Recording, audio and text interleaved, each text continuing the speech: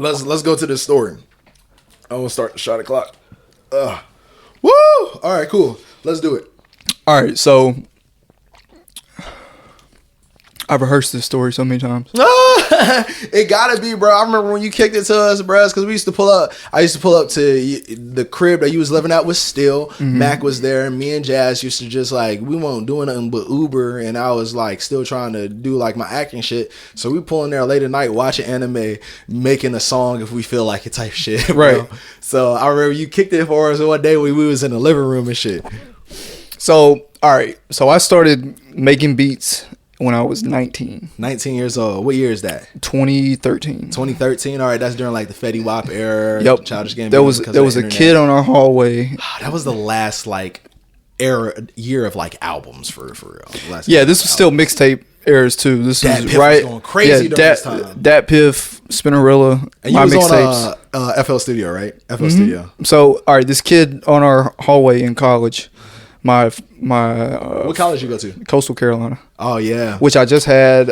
So when Mariah did the national anthem, she did that in front of 21,000 people. It's a record for Coastal Carolina. Yeah. Wow. For football attendance. Yeah. 21. That's crazy. Yeah. 21. I think it was 21,375 people or something. Coastal Carolina. I almost. And so after she did her anthem or whatever, after like right before halftime, they played a snippet of our song on the Jumbotron.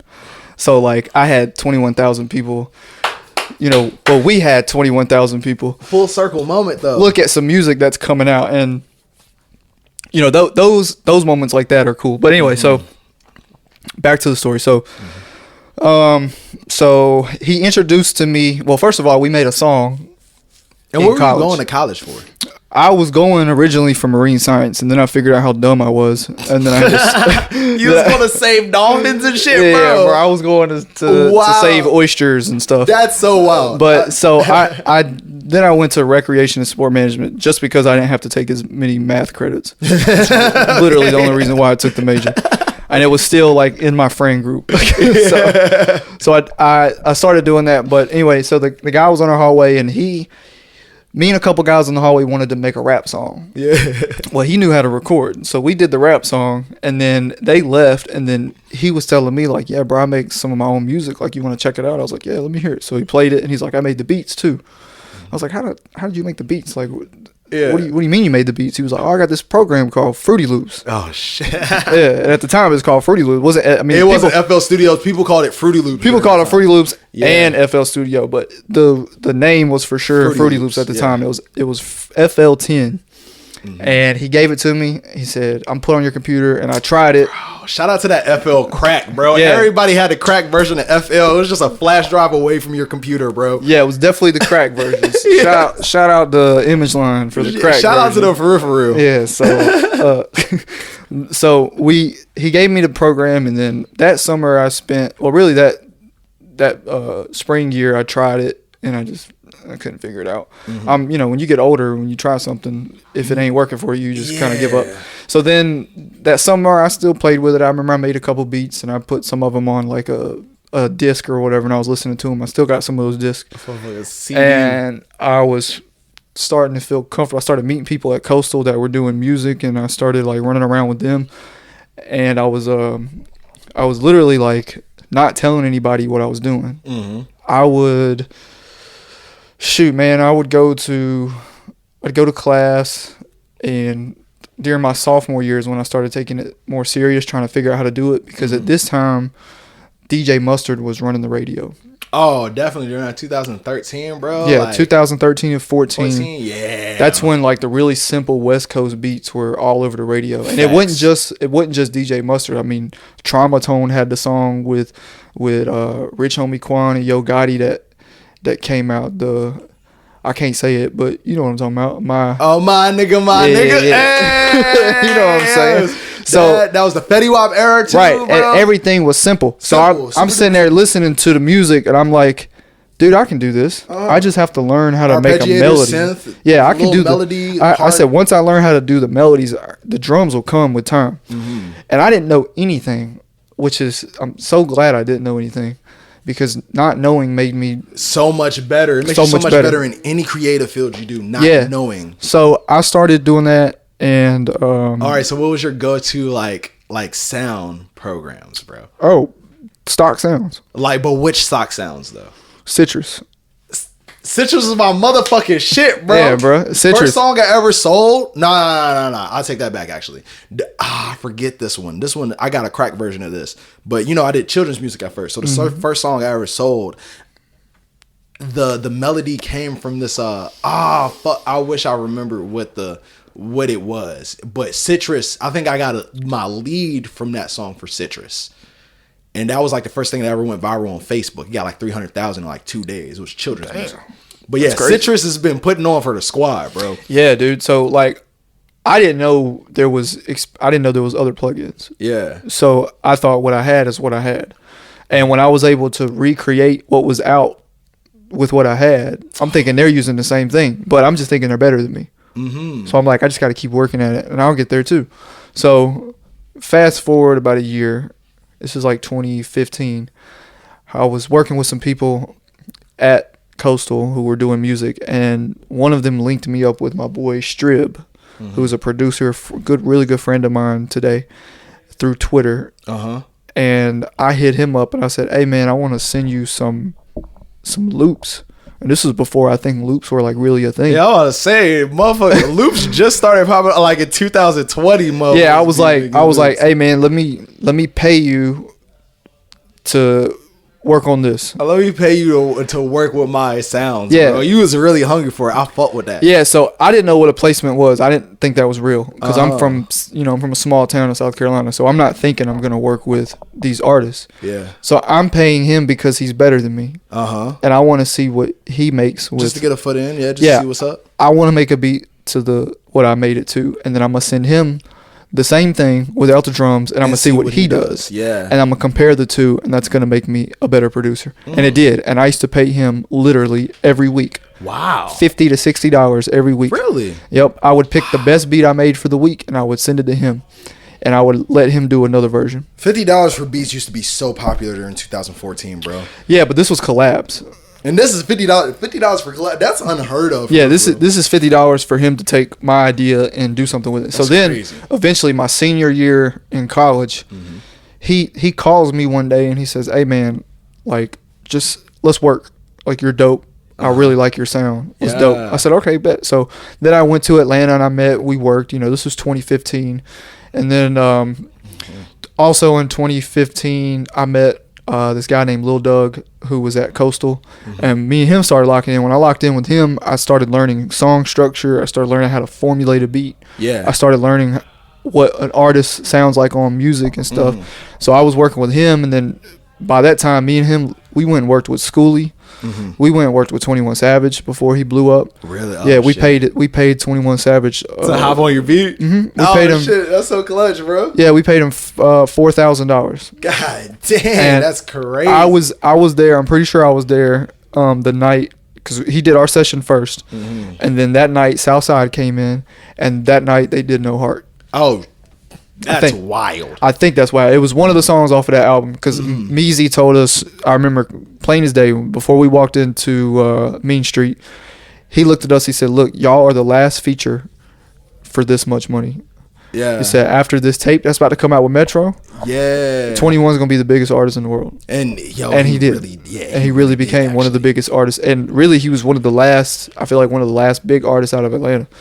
Definitely, yeah. I mean, Young Nudie is kind of big. Yeah, Nudie's getting up there. He's starting to get recognized. But it took him a while, though. That's so wild how the song with him, and it's because the song with him and 21, I remember I was in the club just going crazy to that motherfucker one time, bro. Then I looked up and I was like, wait, this was released in like 2018, bro? Oh, yeah.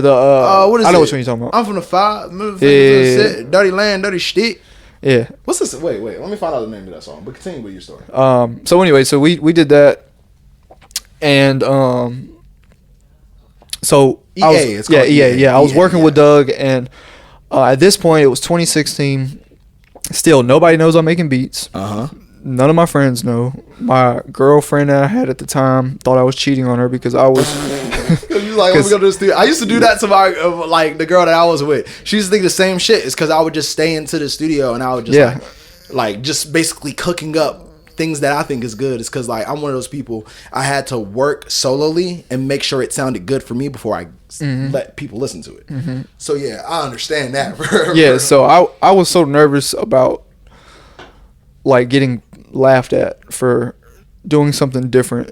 You know, because where I'm from, like the people who were different always got either picked on or talked about, or you know, because you're common small city type shit, bro. Very small minded people. Motherfuckers shit on you for wanting to be something. You gotta go away from the city. Small minded people don't. You can't. Those are the people who, like, first of all, in life, 100 years from now, none of us are going to be here. So, oh God, for real. So why in the hell? Why in the hell are you worried about? Why are you letting one person make fun of you and make fun of you what you want to do in life, bro? Somebody who ain't doing shit. You feel what I'm saying? Sometimes you just gotta do shit, and then everybody start fucking with you when they see the shit. Exactly. So, so I was, you know, was nervous or whatever. I used to I had this big all-in-one HP computer. It was like the size of this light that's in front of us, and I carried it in with the ass on the back. The computer with the ass on the back. No, it was just one big screen, and everything was screen. It was one screen, and it had like a keyboard. It came with. So anyway, I would carry it around in one of those tuxedo type luggage and a briefcase, walking around with like a briefcase, briefcase. And this was back when I was super extra country looking, so I had on boots. You used to be more country looking than what you look like right now. Oh yeah, dude, that's crazy. You used to wear the boots. I'd wear the boots. Get the fuck out of here. I'd even sometimes tuck the boots in my. I tucked the jeans in the boots. Yeah, I had the chewing tobacco ring in the back of the. Oh, I could tell you used to. Yeah, dude. You look like a dipper. Yeah, I was dipping a lot. I was drinking. You know, I'm country. I didn't even know. Country as hell. I'm wearing camo hats with hooks on them. You know what I'm saying? I'm South Carolina. I'm straight off the dirt road. But so I'm doing that. And I'm embarrassed or whatever. So I remember I used to I would tell my roommates I'm going to the library, and we lived on the first floor. So I would take my computer and stick it out of the window, close my window, walk out with my backpack on, and then I would go grab my computer and literally walk to the next apartment over to where Doug lived at, so I could lock in and make beats all night. Damn, that's crazy. I did this every day my whole senior year. Wow, okay. And then eventually, I got tired of people around where I was not being serious. I didn't see... Which happens with small city shit. Yeah, I didn't see nobody making it for real. And no shade on those guys, but I just didn't see it. And I was like, you know, I have to move. I don't want to move, but I have to move. And so I graduated college with honors. You know. Oh, shit, for real, bro? What was your GPA? 3.8. Oh, shit. Damn, you smart as a motherfucker. Yeah, I was pretty smart. And with what degree you graduated with? Rec and sport management. Rec and sport management. So wait, what is that? You could. So I could basically fuck up a YMCA. You could be like, you could throw down at a YMCA. Right. I could basically work any kind of recreational type job. So I was qualified to do anything involving sports or recreation. Okay, word. You would be a fire ass PE teacher, bro. Yeah, you know, I could do stuff like that. You'd be at a private school PE Oh teacher. Yeah, I'd be making them crawl like worms and stuff. I'd be doing all kinds of weird stuff. But so I did that and graduated, and then congrats on graduating. I dropped out. Bro. Appreciate it, man. Yeah. Well, I kind of graduated. I'm a certificate in media communications. Okay, I just applied that to social media. Right. That's all you got to do. But so I graduated, and then that year I spent working on the boats. I used to take people fishing for a living. And you was like a guide? Yeah, I was a guide. Like a fish guide? Basically, that's crazy. Yeah. And then I was working. We gotta go fishing, bro. I fuck with fishing, bro. Yeah, my granddad taught me how to do it. We'll go catch some sharks in the summer. Oh, I'm down. Yeah, dude. I catch the fuck out of a shark. Oh yeah, dude. It's fun. Yank that bitch up. Yank that bitch up. Where they have sharks in South Carolina? Every shark you can think of. Really? Lives in South Carolina. Oh shit, bro! I thought that was just a West Coast thing. Great whites, makos are off the coast. Let me catch a Jaws real quick. I'll be like, tiger sharks, every kind of shark. All right, bet. Say less. Yeah. So all right, so let's see. So I graduate and I'm working or whatever, and then the girl I was dating at the time, we were gonna get back together. And she came down literally in October. It's weird. A lot of stuff happens in October. October is a very pivotal. Like for me, a lot of stuff that's like life changing has happened in October. Anyway, that's probably your month. That's the thing. Yeah, I don't know what it is, but so we were talking and she was like, you should move to Atlanta and just try it. Mm-hmm. And I was like, you know what? Shout out to her for doing that. Yeah, I said, you know what? Just to do it, I'm going to do it. Mm-hmm. I'm going to move to Atlanta. I put my 2 weeks. It's a shot o'clock. Let's get it. All right, so you put your 2 weeks in. Now you're a little fishing.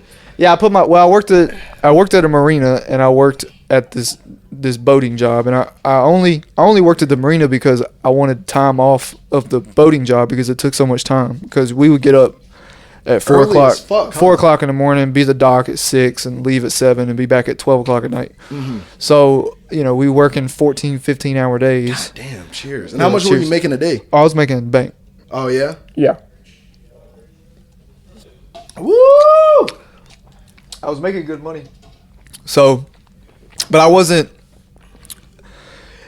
when you work like for instance, if you work at like if you're a bartender or you're whatever, one night you can make a lot. And then one night you making shit. And then one night you're not going to make nothing. But you're going to make money though. You'll always make money, but you'll never really make enough to really life-changing shit. Life-changing. Yeah, you gotta apply. Unless like Mr. Beast or something walks into your and your restaurant, gives you like a $10,000. Yeah, and gives you like something crazy. And that's thankfully. Yeah. So I'm working that, and I put my 2 weeks notice in, and I told myself, I'm like, you know what?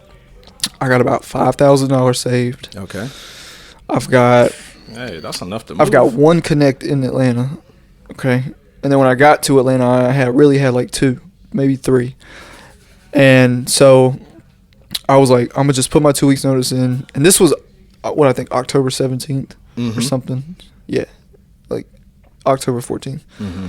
And so I put my 2 weeks notice in. October 31st, Halloween night, Halloween day, is my last day at work. Okay, word. I wake up at 6 o'clock in the morning with 4 missed calls. Oh, yeah, wow. Strib was blowing my phone up. From the night before. He said, bro, we are on Plies and Kodak's album. Get the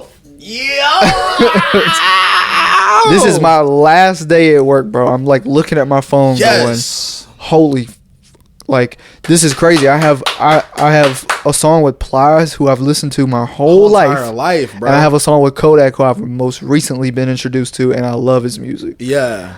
And I thought I was going to be rich. I mean, this song did 1 million streams in one day on like, Spinnerella and stuff. Oh yeah, I was about to say that album went crazy. In 2017, it was in the top 10 albums for the year. Which song? Wait, which song did you produce? I did Potato. It was a really stupid song. I didn't like the song. But that's probably my least favorite song, really. Oh really? That's how usually it is. Your first thing be the and then when I heard it, I was excited, but I was like, I don't really want to show nobody this. This is it's a placement, right? But at the same time, I was like, now I can. For me, at the time, I was like, I'm gonna tell everybody now because you can't talk junk about this. This is a real motion. That's wild, is because all right. So I just recently got put into a Peacock movie, but I died in the first 10 minutes, and I'm Lil Wayne's daughter's father in it. So it's like, it's not the ideal situation I want, but it's enough to put on my resume, and now I'm getting auditions for lead roles. So it's that thing where you like, all right, I got this, and I can run with it, and I can make something out of it. Right. Yeah. That's the best thing to do. And so yeah, man, I next day, 4 days later, I moved to Atlanta. I packed my Jeep up, and I came to Bankhead. Bankhead, I was on the west side exit. On the west side, yo. I think it's in the hood. Yeah, I think it's exit 54 or something. MLK off of Tiger Flowers. It's the road that Day, who is a rapper from Atlanta, grew up on. He told me he got hit by a school bus. You moved to the spot where motherfucker got hit by a school bus, bro. Yeah, and then when I moved there, my car got stolen. I was saying, I heard the west side is the worst. I moved up to North Druid Hills. I was in a good spot. You were in the good spot, bro. So I heard about you in the suburbs. On God, for real. Luckily, I'm in a good part now. I'm in East Point, but I'm in a good part in East Point. Well, where I lived at, this dude beside us, he was raising dogs, but he was raising them like as fighters, huh? Not the right way. He had like 14 dogs in his house. He was selling people parsley. He would mix weed with oregano and parsley and grass. That sounds like a very shiesty nigga right there. I don't trust a nigga who raises 14 dogs and cuts weed with parsley. Bro, Oh yeah, it was bad. Bro don't take care of his 5 kids that he has, bro. Yeah, I think he had like at least 5 kids for sure. It makes sense, bro. But it was so bad. I was just like, man, damn. But you know, you have to go through the mud, bro. Like, I'll say this, like, I wouldn't change anything I did because I didn't know anything, and that was the best thing. Yeah, not knowing. I didn't have anybody to call. I didn't have nobody to ask, guidance from. I just kind of did what I thought was right. And I told myself I moved to Atlanta for music, so I'm not getting a job. And I went homeless for like 2 years. 2018, I slept on a foam pad for a year. In 2019, I bounced around from my car. I slept on my buddy's couch for a couple months. I slept at Death Star Studios. Yeah. For about 6 months. Yeah, bro. Every day in the summertime, I slept on the floor. Wait, did you sleep in the intern room? I slept in the intern room. Niggas be going to sleep in the intern room, bro. Yeah, I did a lot of. Them chairs are actually comfortable. Yeah, I just knew in my heart that I was doing something for a purpose. Mm-hmm. So I was always like, I can't quit because I have all these connections and I know all these cool people. And like, eventually if I just keep working and just, that's the thing. Like, people manifest. You can talk about what you want all you want, but if you don't do the actions speak louder than words. Facts. But words are needed for actions to happen. So facts. It's like you have to just do it. And I tell people, like, I was at a like in a writer's camp the other day, and probably what was it? 2 weeks ago. It was like near the lake, not Lanier, but the other lake. Oh, it was a secluded writers camp. I love shit like that. Yeah, and I went there. Let me know if any writers camps pop up for real. Yeah. It was my boy Black Lagoon. Yeah, he put a camp together. But anyway, I was talking to this dude, and he just got out the military, and he was like, man, I want to do music full time. Mm-hmm. And I was like, well, do you have any placements or anything? He's like, nah, I'm trying to get them, and I'm trying to get my beats right. Mm-hmm. And I told him, I said, man, I moved to Atlanta in basically 2018. Mm-hmm. And because when I first moved to Atlanta, I went straight to the studio, but then I realized my beats were trash. So then I took a month off of going to the studio and get my shit right. Yeah. So then, but I was telling him, I was like, dude, you got to put in like 3 years of just work. You have to, if you want to set it up to where you can maneuver without having to go out to the studio every night, you have to put 3 years of work. It's just like these loop makers, like my boy, I'm gonna use my boy Kuji as an example, who lives in Israel, and I'm really worried about him because he's in the war zone. But yeah, I was about to say Israel is a tough time right now. Yeah, but anyway, so I met him 2 years ago when he started sending me loops, and then this year he's gotten so many placements. We'd love to hear that, bro. I think he already went gold, and I think he's already done the most you can do. Makers, bro, is because the first time I heard about that, Seth on Waves came through PCal. My brother Jalen Stevenson actually introduced him to PCal. Yeah. Seth on Waves was able to make his name through there from loop makers and go hella fucking platinum and gold. And and but those guys send loops like, if not every day, every other day. And that's how you're supposed to fucking work. You gotta make a piece and they do it every day for years, not months. Years, and they still do it to this day. Thanks, bro. Because the music business is behind. Like when you act, all right? Let me give you another example. So with the writer strike that's going on, I don't know if it's still going on as heavy as it is. The writer strike is handled. The SAG strike is okay. Well, the writer strike screwed me and Dunn up because me and Dunn had a really big. What movie was it? I'm not gonna say. Sure. But is it going to come out? I don't know. But the writer strike. We sent the track outs for it and everything.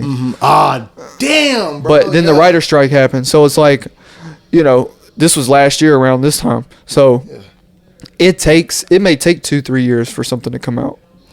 I ain't gonna lie. Just from knowing the back end of things like that, it's probably going to take, I'll give it a year. It's because all the projects that are in development are actually put on pause. So they're going to come out within 2024, probably end of 2025. So you will probably expect it beginning of 2025. So you should probably expect it during that time. But like Nah, trust and believe. If you sent track outs, oh yeah, you're. But you see what I'm saying though? It takes time. And maybe it might take 2 years for it to come out. And it's wild is because like, all right, so as far as me acting and shit, I've never acted in a full year of it being a great year. Yeah, never. No, exactly. So it's like in music and in acting, you got to just go with the way the shit. If you get one, like, all right, you're saying like you're in a movie playing in Lil Wayne's whatever daughter's dad or whatever. Okay, guys, yeah. All right, and you get that part and you play it. All right, you're like, yes, I did something.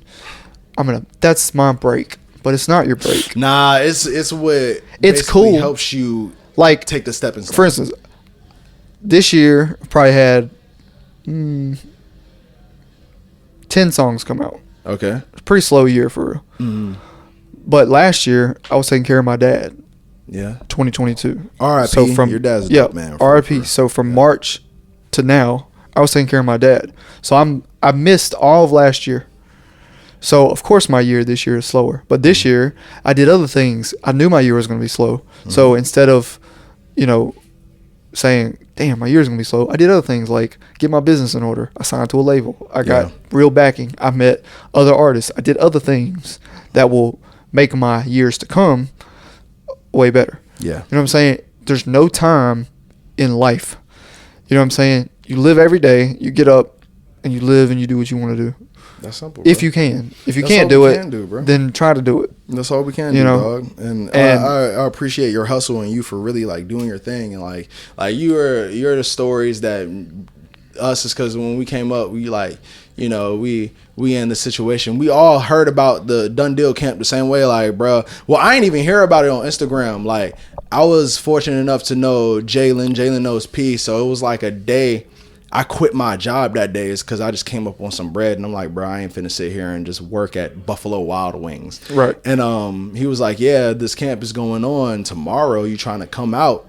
And that was like a week, like in the second week. And I was like, bro, I got the bread for it. Yeah, let's go. And he wasn't able to go because he got 2 kids and everything. But I went out there not knowing nobody. Mm-hmm. And I just took the chance, bros, because that's better than staying in the motherfucking. I'm from a small town in Virginia. I'm gonna stay there and do nothing. Right? What are you gonna do? Serious? No, bro. So yeah, that's why I respect you so much, bro. It's because you really took the initiative to come up and to put yourself in an uncomfortable situation and make that shit happen, bro. Yeah, dude, and that's what a lot of people are scared to do. They don't want to go out and. Kevin Hart said it the best. Everybody want to be famous, but nobody put the work in, bro. Yeah, but not even.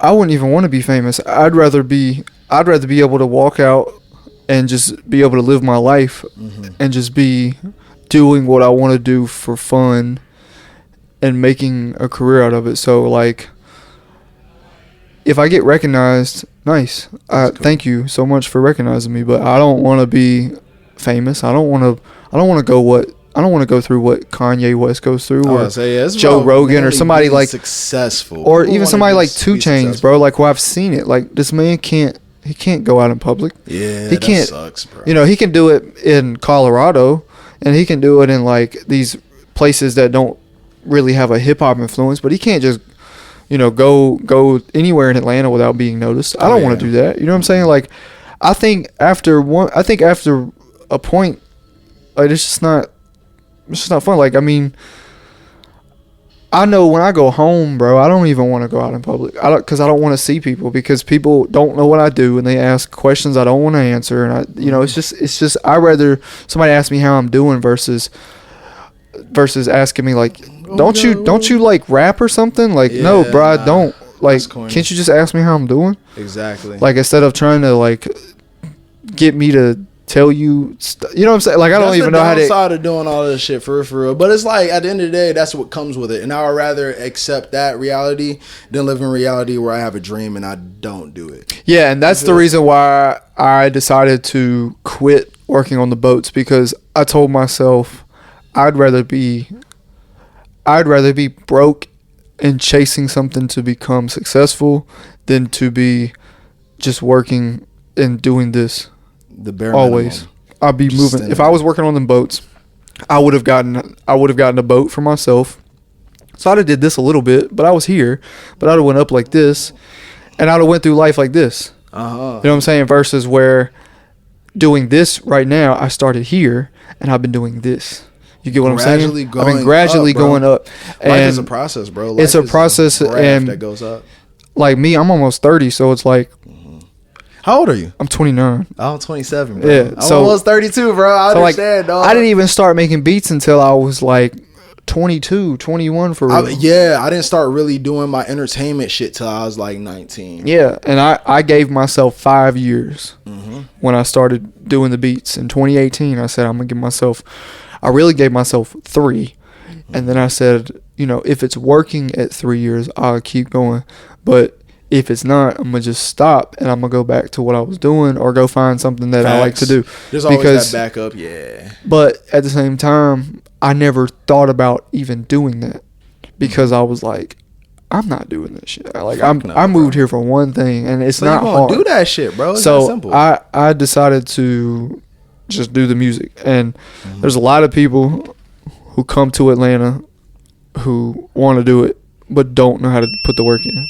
Oh, and it's a shot o'clock. Shot o'clock.